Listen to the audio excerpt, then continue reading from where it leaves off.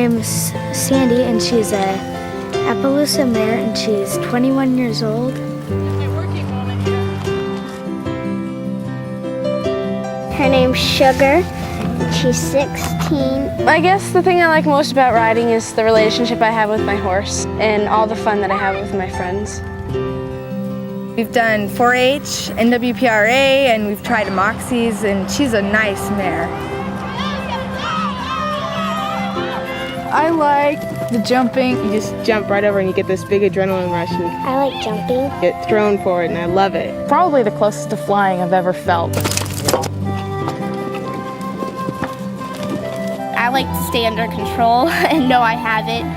And I like to do mostly trail. Normal trail riding, just nice and slow and easy. Working together as a team with your horse.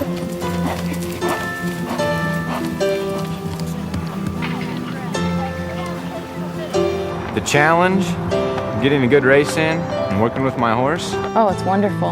I don't know how to explain it. I like speed when I ride horses. I love to run. Speed? Speed. Speed. I guess it's just the speed. Well, I just like horses. I think that a lot of people ride exactly for the same reason that I do. It's an unconditional bond between you and your horse. That is the beauty of this sport, because it is the trust between the horse and the rider that is built up over years. There is no more of an incredible experience for me, more exhilarating than to know that that trust between horse and rider is there.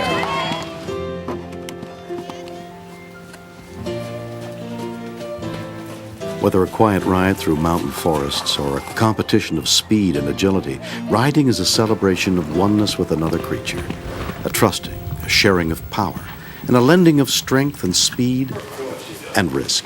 We went out for a ride, and he started off fine. Thunder started happening. And the horse decided that it'd take a turn, And I had my cinch too tight and she started bucking it. and I wasn't ready for it. And I was trying to stop her. Horse reared up. He started rearing for no reason. He slipped. And I kept going straight, I slid right off his back. And I hit the dust. head first, right into the ground. I landed on the ground on my head. I went down and everything went black. She hit her head on a rock. She was knocked unconscious. And she fell, and it killed her. 60% of all horse-related deaths involve head injuries. Fortunately, there's a simple way to minimize this risk. I have been riding internationally for about 10 years now.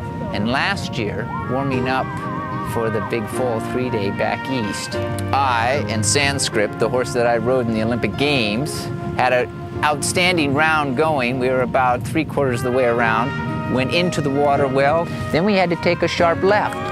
It was just with the shifting of my weight. The horse drifted a little bit to the right. I caught one leg on one tree, which swung me over head first into another tree. I was probably going about 20 miles an hour when I hit the tree head on. You know, it wasn't a fence that we all worry about. It was just something that, happened. If I wasn't wearing this helmet, basically, I wouldn't be certainly in the condition I am in today. And it might very well be I wouldn't even be here today.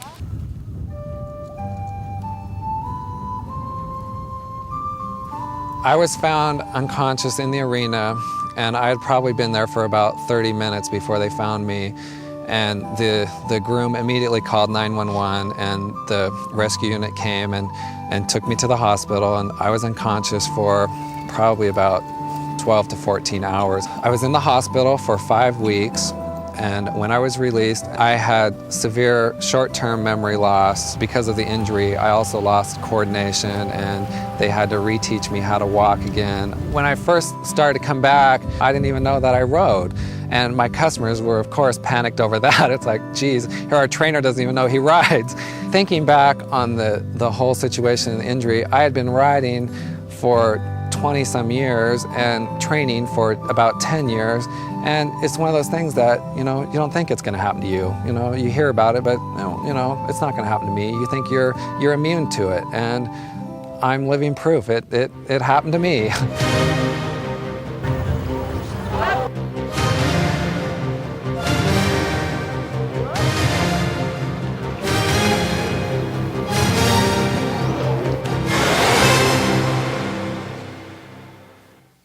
If you don't wear a helmet, you can get really hurt. I wasn't real hot on that day at first, but I've gotten used to it. It's comfortable. I feel really safe with my helmet on. It's almost like a blanket for me. His hoof hit my helmet, so I was pretty happy I was wearing one. It's like riding in a car without a seatbelt. You don't do it. We almost lost my sister, so we've just always worn helmets ever since, because we just don't want to ever take that chance of having someone get hurt again.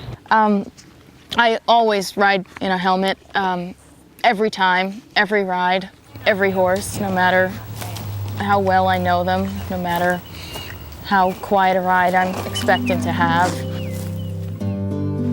Rusty Nail, a true Western horseman. At 12, Rusty entered the Tevis Cup, winning the youngest rider award for this grueling 100-mile endurance race.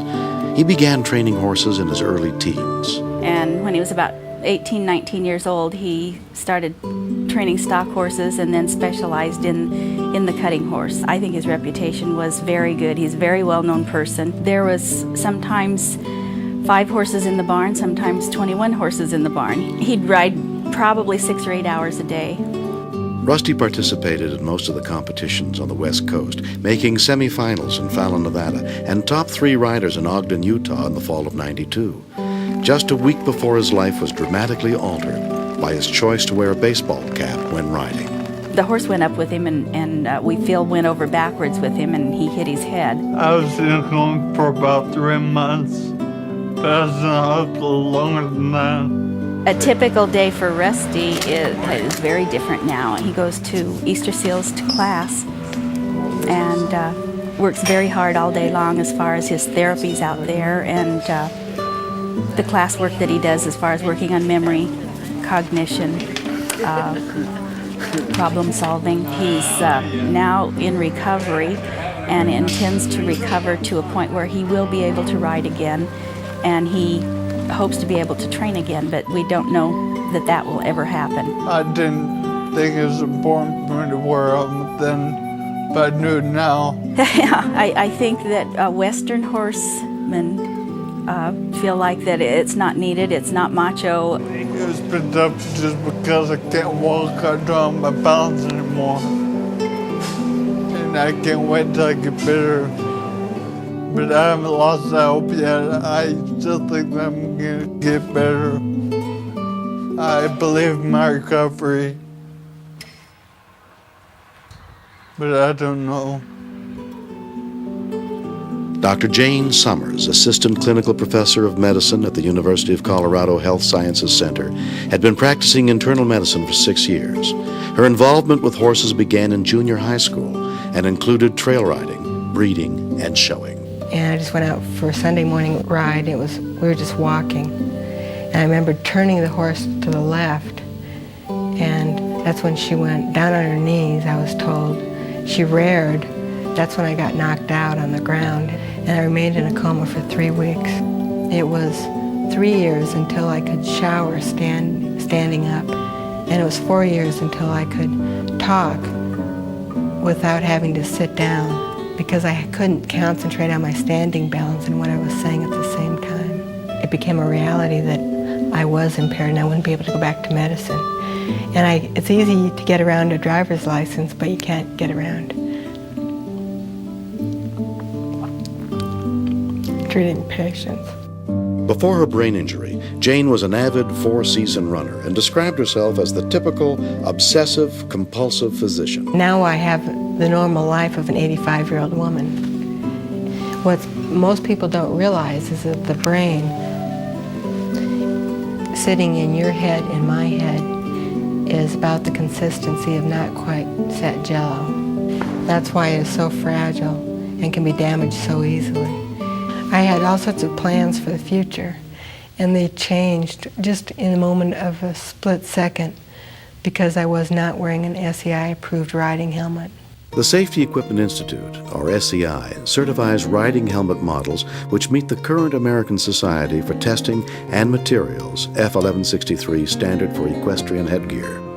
ETL Laboratories is part of the Inchcape Testing Services, the second largest testing and certification network in the world.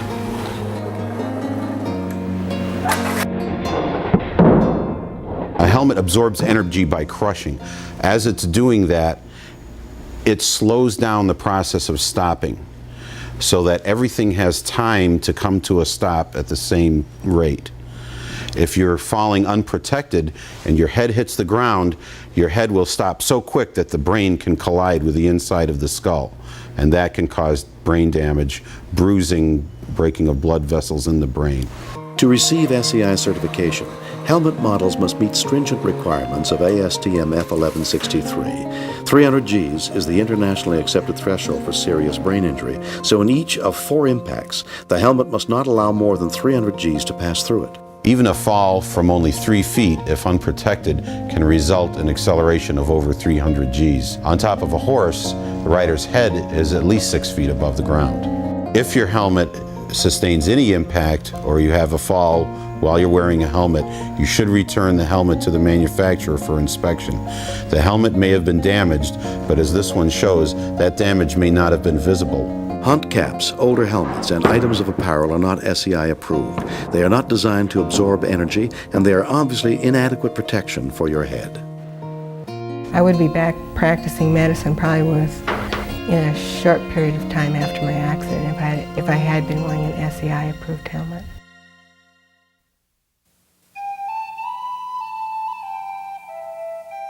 Polly liked everything.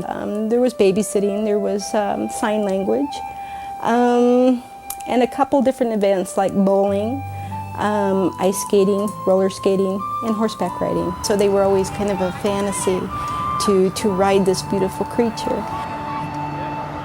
When the accident happened, they were on the main road going in, so it was flat road. It was just a flat, hard road, dirt road, and they were coming back from their end of their ride, and they were less than 70 yards from the end, and her horse took off in a full dead run. And Polly couldn't hold on. She tried to hold on, and she couldn't. She kind of bounced off the back and landed right on her head on the trail.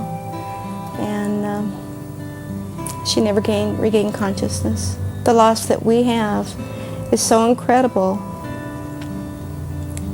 that just by simply applying a helmet and wearing it could save a life and would save somebody from going through what we're going through. It's an everyday hole. It's a black hole, just an empty void that we will live with every day. Shauna took up the love of horses like I did because I loved horses.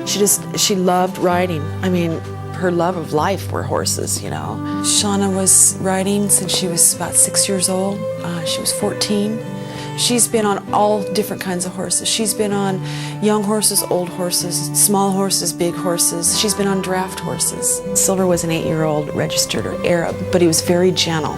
She couldn't wait to get home from school to ride her horse, and she'd be out there grooming him and talking to him, and she'd call his name, you know, Silver, and he'd come whinnying and running up to the fence to her, you know, and you could see just in the short time that they were together, they had a bond.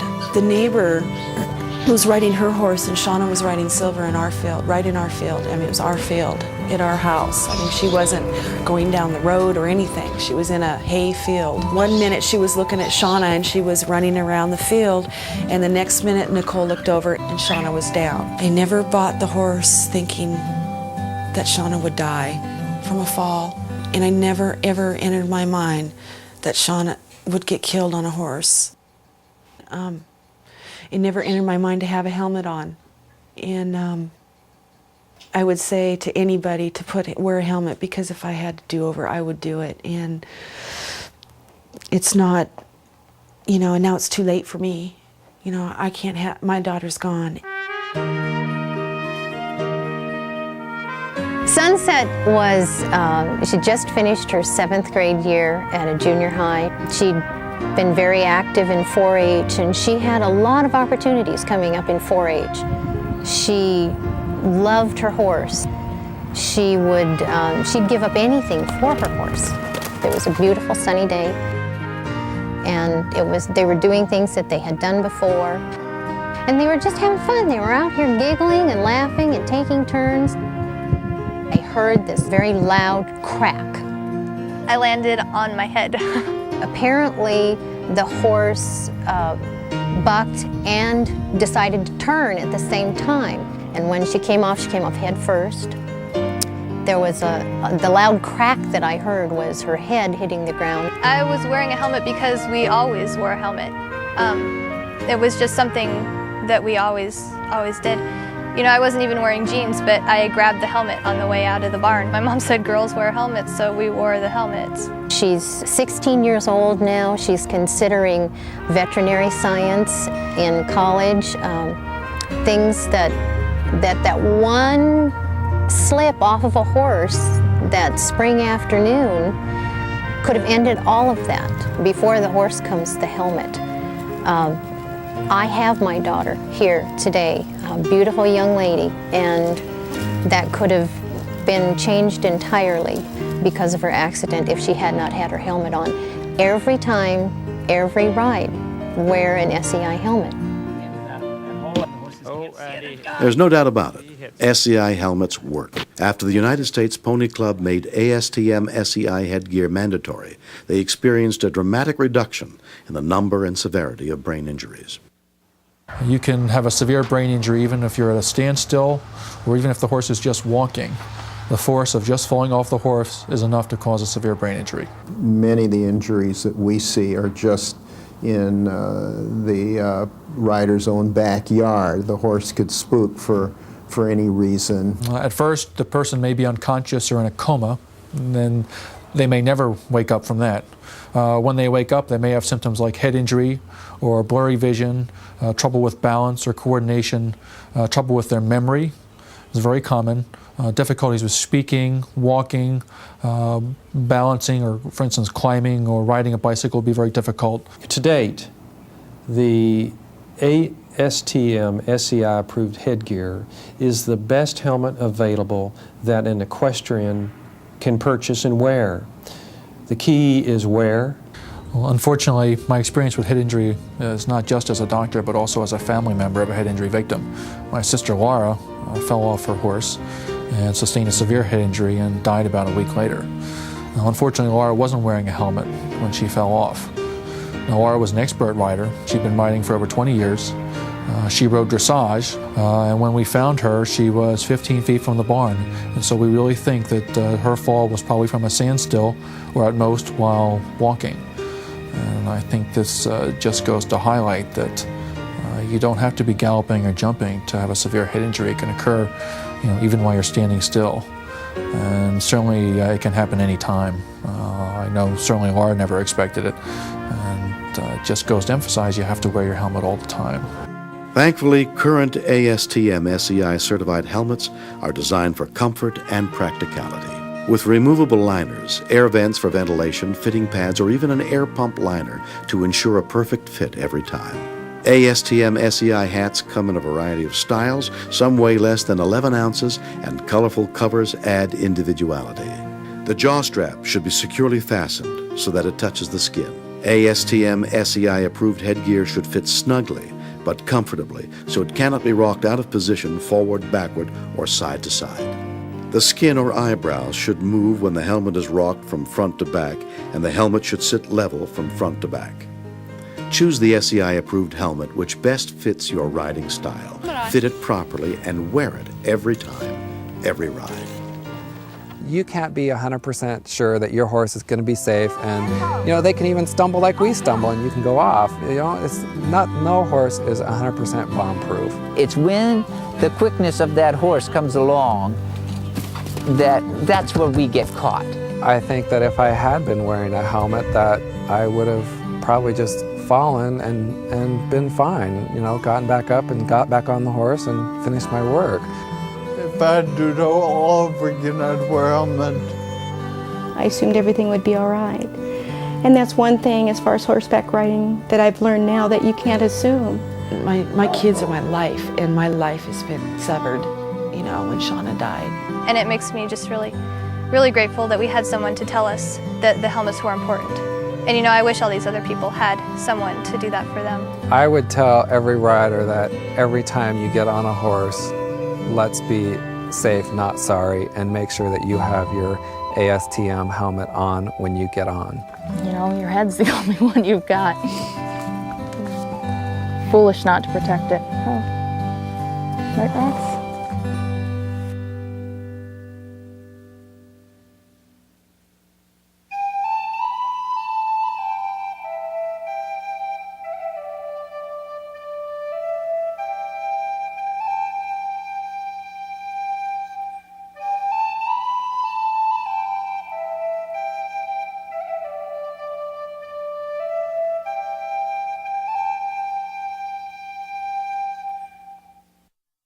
To order your home version of Every Time, Every Ride, call 253-455-4570. This video is a must-see for anyone who rides horses. Order your copy today for just $15. Call 253-455-4570.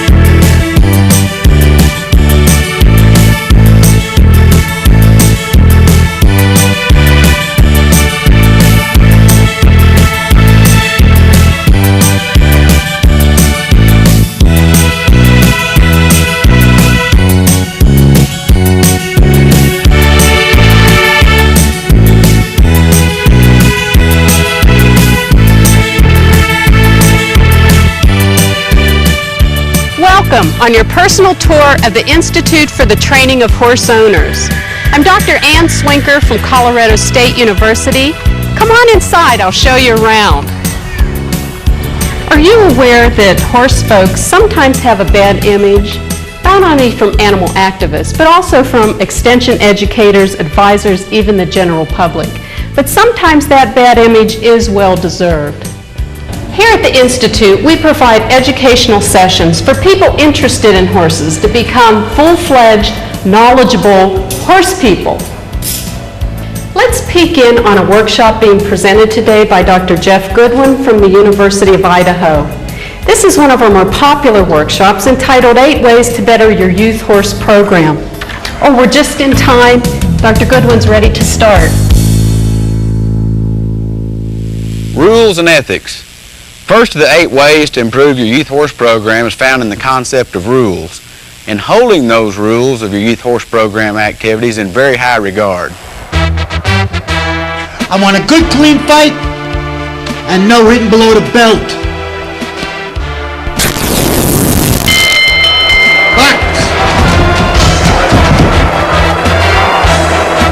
In addition to looking at the rule book to see what's acceptable, there are 3 ways to tell if the things you're planning to do at a horse show are right or wrong. Ask yourself these 3 questions about the practice. I call them my ABCs for youth horse program ethics. Dishonesty. If you must engage in lying to cover up your breaking of the rules, that's dishonest. For example, if it's against the rules of your horse project to allow a trainer to ride and school your horse at the show, that not only goes against the rules of the show and the purpose of the project, it's dishonest when you have to deny it. Lying. Real neat stuff to teach your kids. If the practice forces us to be dishonest, it is wrong. The second ethical question, is it a fraudulent misrepresentation of the horse? The use of a tranquilizer such as ace-promazine at a horse show is a fraudulent misrepresentation of the animal. It's fraud. We need to give Junior's horse a shot of Ace. We need to slow this old horse down so he'll have a nice quiet ride on a long loose rein in his pleasure class. Holy moly! Rex thinking about giving that crazy crazy horse that don't space for a juniors horse show class. Send up the red flag. I sure hope he sees it. He sees it, but he's not paying any attention. If the personal ethical red flags are ignored, it's up to the rest of us to remind those people about right and wrong. No, Ralph. We're not supposed to be doing that. The third ethical question that tells us if a practice is right or wrong is, will the public stand for it? If a practice imposed on a horse or a young rider at a 4-H activity won't stand the public scrutiny, it's probably wrong. Let me give you a couple of examples.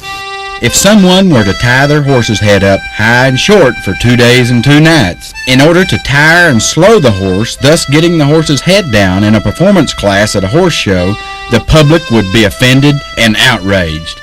This practice is a shortcut training method, and it will not pass the public's scrutiny. Here's another example of a practice that won't pass the scrutiny of the general public. Withdrawing a gallon of blood from a horse before class to zap its energy level just to slow the horse down. The public would not only be offended and outraged, they would be disgusted at a practice such as this. This is another example of a shortcut training method that is just not good. Remember the ABCs of youth horse program ethics.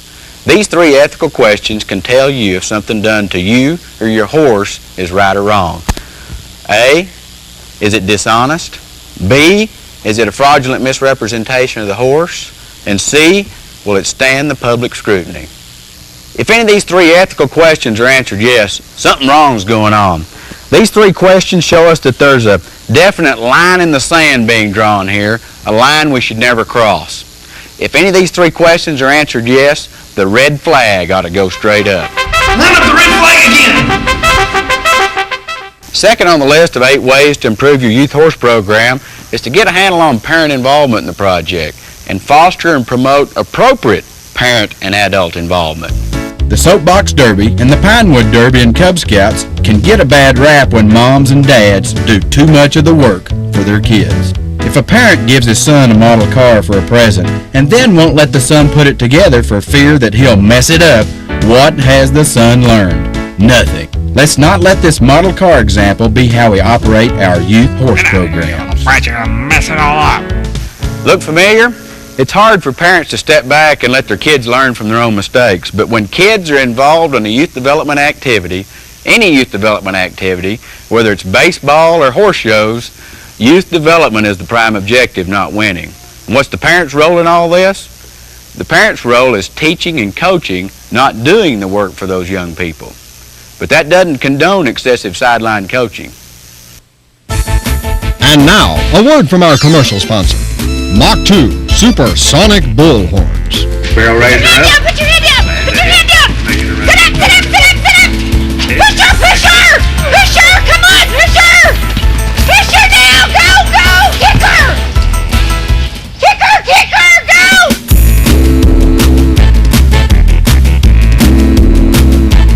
May I? Thank you. Mom, you're embarrassing both of us, and you're not helping my performance.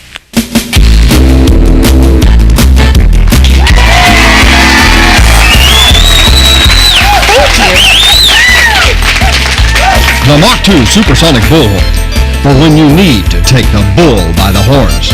Kids, don't try this at home. It could be detrimental to your health. Number 3 on the list of ways to improve your youth horse program. Tunnel vision is not healthy. Let's get rid of it. As we look down our little tunnel at the horse or the kid on the end of that lead rope, it is easy to forget that there are other kids and other people at the event. It is also easy to forget that there are other people and other events in our lives.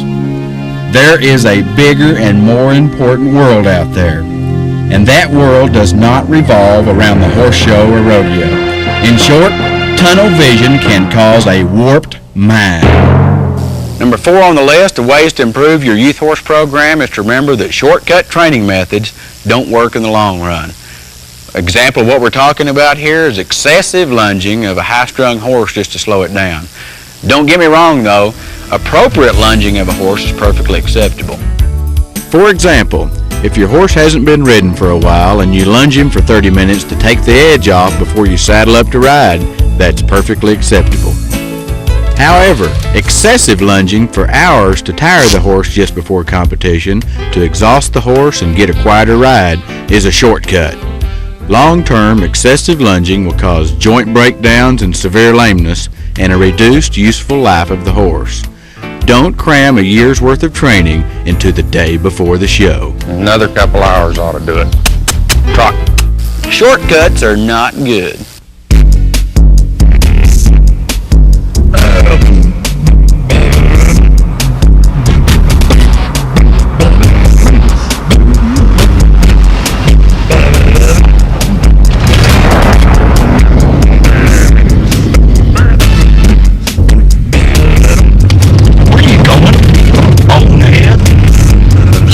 Cut, ignoramus.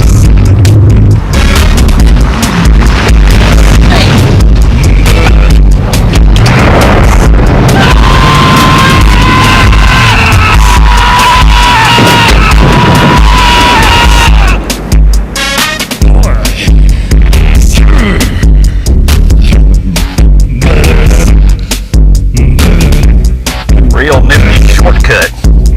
Bonehead.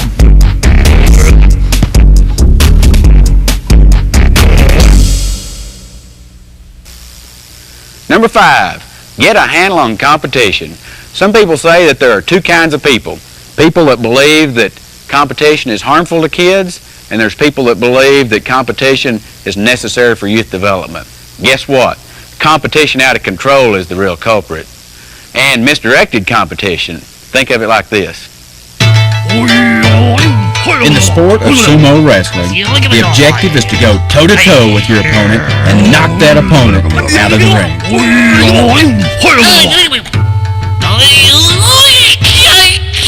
Maybe not the best attitude to guide a youth development activity. Maybe we need to get those involved in youth development activities and competitive events to think like a golfer. A true golfer holds the rules in very high regard. They are really playing against the course and putting their physical and mental skill to the test. In short, the youth horse program needs to have its participants playing the course and testing their skill and ability instead of going toe-to-toe with other kids and families. Number 6 on the list, practice and promote unselfishness. When you help somebody that's competing against you, it not only makes you a better person, but it makes the youth horse activity run a whole lot smoother. My definition of an ideal 4-H parent or 4-H leader is someone that puts other people's kids equal to or even before their own. When we practice and promote unselfishness, the ideal parent can then emerge and the kids can see the great side of their parents in action. When you find people like that, they are truly a joy to work with. Number 7 on the list, leave your excess adult baggage at the gate. Things like inflated adult egos, the need for prestige, and out-of-control point-chasing mentalities need to be checked at the gate. Simple as that. Number 8 on the list of ways to make your youth horse program even better is to use and remember and to share this saying. We're here to have fun and to learn, and if we do well besides, that's even better. And that concludes 8 ways to make your youth horse program even better. And to close this session, I just want you to think about this. Many people say that dog owners look like their dogs.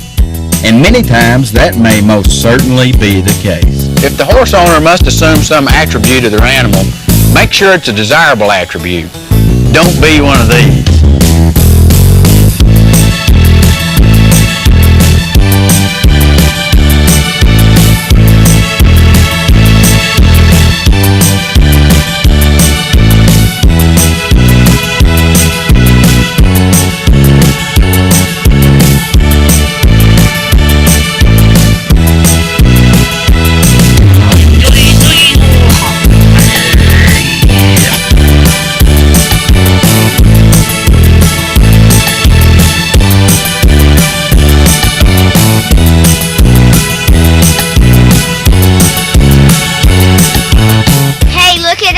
and it says, when I compete, I have a performance goal, never a to only beat someone else goal. I respect and learn from other competitors more skilled than myself. I don't criticize other competitors, officials, or judges. I do my best today. I have fun. I stay home if I can't follow the above rules. Hey, that's good stuff. Can I have a copy for my mom and dad? Sure.